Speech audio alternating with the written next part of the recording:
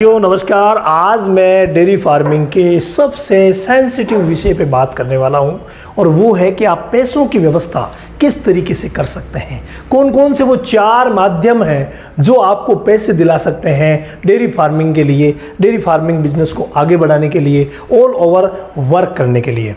लेकिन हाँ, छोटा सा एक लगभग फ्री का काम मैं आपको बता देता हूँ पहले कि आप जब भी डेयरी फार्मिंग स्टार्ट करें, डेयरी फार्मिंग की ट्रेनिंग जरूर ले लीजिए। ये ट्रेनिंग हमारे रामावत एनिमल ऐप पर मात्र डाटा खर्च में आपको मिल रही है।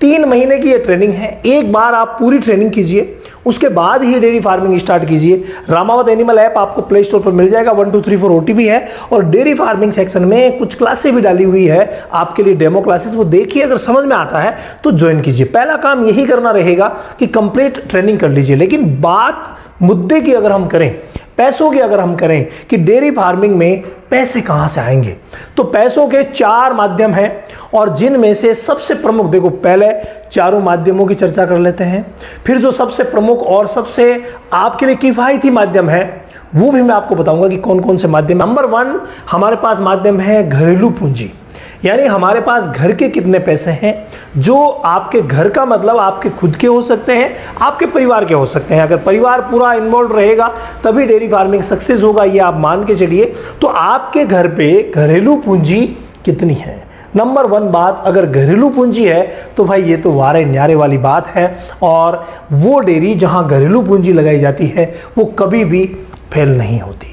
नंबर 2 पैसे आने का जो माध्यम रहता है वो थोड़ा सा क्रिटिकल जरूर है, थोड़ा महंगा जरूर है, लेकिन ये भी कई लोगों के लिए आसान है, और वो है मार्केट से कर्ज लेकर के, यानी कि दूसरे लोगों से उधार लेकर के। ये कर्ज उधार लेना आसान भी है, अगर आपकी ख्याति अच्छी है तो मिल जाता है। लेकिन अगर मान लीजिए किसी ब्याज वाले के चक्कर में पड़ गए ना, तो उतार पाना बहुत ज़्यादा मुश्किल होता है। क्यों? क्योंकि ब्याज जो है, हम तो सिर्फ दिन में काम करते हैं, ब्याज दिन और रात छुट्टी नहीं देखता है, याद रखिएगा, ये हमेशा चलता रहता है। तो ये जो कर्ज है जो आपने मार्केट से लिया, ये भी सही नहीं है, गलत तरीका है। ये कर्ज लेकर के आप ये काम डेयरी वाला मत कीजिएगा। नंबर 3 जो ऑप्शन हमारे पास आता है वो है कि किसी बैंक से कर्ज ले लें। कोई कहते हैं साहब सरकारी बैंक से ले लें, कोई कहता है प्राइवेट बैंक से मैं लोन ले लूं उसके बाद काम करूं। तो हालांकि जो प्राइवेट लोन लिया जाता है, जो आपने लोगों से उधार लिया, उसकी बजाय ये तीसरा नंबर का तरीका जो है ना बैंक से लोन लेने वाला, वो ठीक है, लेकिन मैं इसे 100% गलत मानता हूं।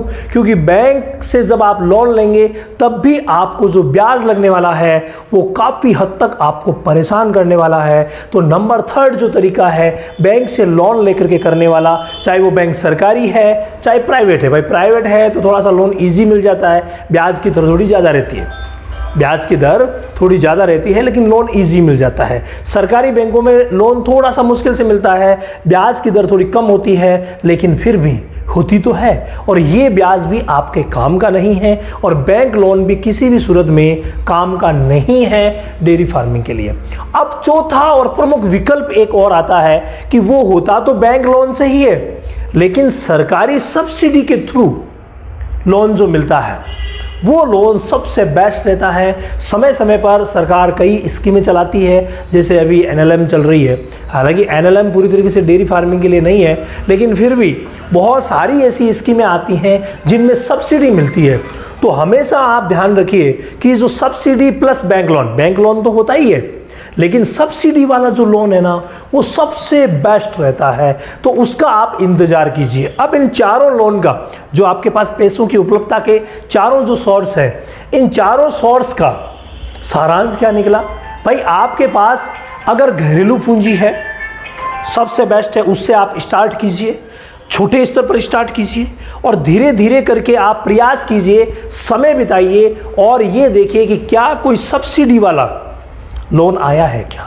और इसी दौरान साल में 1.5 साल में, क्योंकि हर साल 1.5 साल 2 साल से ऐसे लोन सब्सिडी वाले गवर्नमेंट कई योजनाएं निकालती है, वो आप लोगों के लिए सबसे फायदेमंद होगी। तो मेरा निवेदन सबसे यही रहेगा कि अपने घर की पूंजी से स्टार्ट करें और सब्सिडी वाले लोन का वेट करें। दूसरे से उधार लेना या बैंक से लोन लेना ये आपके लिए घातक हो सकता है। हालांकि कड़ी से कड़ी अगर मेहनत कोई करने वाला है और पूरी जानकारी के साथ काम करने वाला है तो उसके लिए पैसे चाहे कहीं से भी आए वो आसानी से उतार देंगे। लेकिन हमें हर एक पहलू को सोचना है, डेयरी फार्मिंग को सफल बनाना है। इसके लिए घरेलू पूंजी से स्टार्ट कीजिए और जो चौथे नंबर का फॉर्मूला है बैंक लोन विद सब्सिडी, उसका वेट कीजिए, उसका पूरा का पूरा फायदा उठाइए। नज़दीकी जो सरकारी संस्थाएं हैं, पशु चिकित्सालय है, बैंक्स हैं, उनसे लगातार टच में रहिए और सब्सिडी वाले लोन का फायदा उठाइए, तभी आपकी डेयरी ग्रो कर पाएगी।